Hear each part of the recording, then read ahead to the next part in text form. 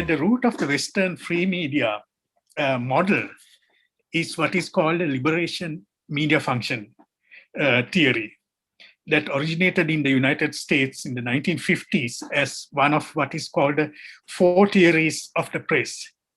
Now, this libertarian media function theory says that the media should be the people's watchdog to check government's abuse of power, and the media should be privately owned. Well, it worked okay as long as media companies only own the media. But today, media companies are conglomerates. And as you can see with Facebook and Google, we don't know if it's a media company, they call it a platform, have become too powerful. So the question here is, who's going to watchdog them? Also, this concept of watchdog journalism has created a journalism culture which is very adversarial. Now, these days, I don't sometimes, especially on television, I don't like to watch news because it makes me depressed. It's all about negative things, about conflict. What is adversarial journalism? Now, according to the Oxford Dictionary, it says a model of reporting in which the journalist's role involves adopting a stance of opposition and a combative style in order to express perceived wrongdoings. But the type of adversarial journalism culture could also be disruptive. If or when the media may become more powerful and its commercial interest dictates that news has to be sensational, dramatic, and it needs to sell. And that is where the problem is. When the news becomes a commodity to sell, the watchdog journalism could become a disruptive force. This problem we see all over the world, and not only in the Western world, we see it all over Asia as well today. The question we need to ask is if this adversarial journalism culture is fueling or creating conflict, and if we could reform it to be more responsible. In other words, to help encourage cooperation and harmony in society. In trying to create such a model, we may be open to accusations that we are designing a system of communication that would assist authoritarian governments rather than encouraging more democratic governing systems. What is the alternative to adversarial journalism? And this is what we call mindful communication. We could develop as this alternative to the adversarial model and use some of the Buddhist philosophical ideas in developing that model. I would like to focus on two areas of a possible Buddhist communication model, adopting the philosophical concepts of paticca samuppada, which is dependent origination, and the Four Noble Truths. But first, let me look at the Kalama Sutra, Buddha's charter of free inquiry.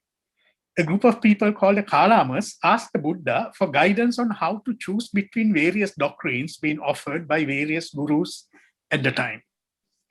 And he said, "It is proper for you, Kalamas, to doubt to be uncertain. Uncertainty has arisen in you about what is doubtful. Do not go upon what has been acquired by repeated hearings, nor upon tradition, nor upon rumor, nor upon what is in a scripture. When you yourself know these things are bad, these things are blamable, these things are censured by the wise, undertake and observe these things. If these things lead to harm and ill, abandon them." So the mindful communication part should be through investigation and awareness. We need to be convinced that what you are reporting will do no harm or ill will to others and society. One of the key principles of Buddhist teachings, which is dependent origination, sees all things and phenomena as interdependent. And this is clearly consistent with the interdependent nature of UN's Sustainable Development Goals. If you look at the 17 Sustainable Development Goals, one cannot be achieved alone. For example, if you take gender equality, it has to be preceded by addressing poverty, education, health, and a number of other goals. And the goal of poverty cannot be addressed alone without addressing the other Sustainable Development Goals. So you see clearly that a relationship of dependent origination, which we need to build into the way we practice our journalism. If you look at the Noble Eightfold Path, there are 4 noble truths: dukkha, samudaya, nirodha, and magga. Let me go through it and take the investigation of poverty as an example. So what are the origins of, so dukkha is suffering or unhappiness.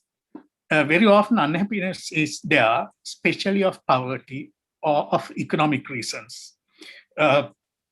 So what are the origins of poverty? Is it wrong government policies? Then we go to samudaya, cause of origins, the second step in the Noble Eightfold Path. So we need to look at what are the causes of this poverty? Is it wrong government policies? Is it exploitation of the poor by the more powerful? Is it unjust economic and trade regimes? Is it corruption, which is the ultimate manifestation of greed or craving, which is also at the very root of the Buddhist philosophy, to eradicate that. So what should we do or advance for the eradication of poverty? So that's the Nirodha, cessation of an existing of, we go to the next step about once we investigate and find out the problems through mindful awareness, how do you design a communication strategy to address these issues?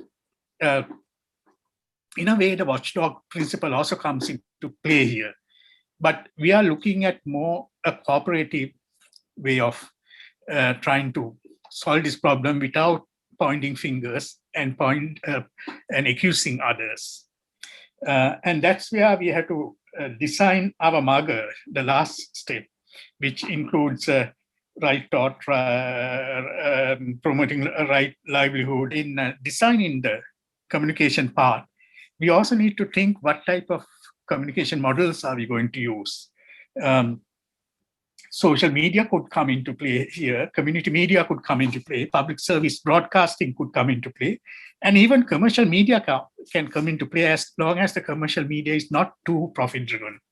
There are sometimes commercial media with ethical business people who are more concerned about the health of the community than their profit margins. Going back to 1998, when the Thai farmers had a huge protest in Chiang Mai against the Asian Development Bank.